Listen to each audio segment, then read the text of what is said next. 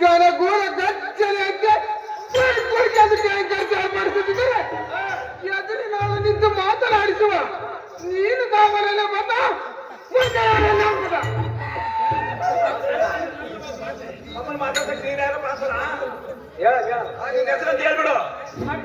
ನಿಂತು ಕಟ್ಟಿಸಿ ಮಾತನಾಡುವ ರಾಜ ರವಿಕೋಟೆ ತೇಜ ನಮ್ಮ ನಮೋದನೆ ಈ ಬೋಲ ಬ್ರಹ್ಮಾಂಡವನ್ನು ಚಂಡ ಪ್ರಚಂಡ ಮರಿಯುವ ಗಂಡು ಬಿಲಿಗಳ ಗಂಡ ಗಂಡ ಬೆರಳು ಅಂತರಾಳಕ್ಕೆ ಒಗೆದು ಎಲ್ಲ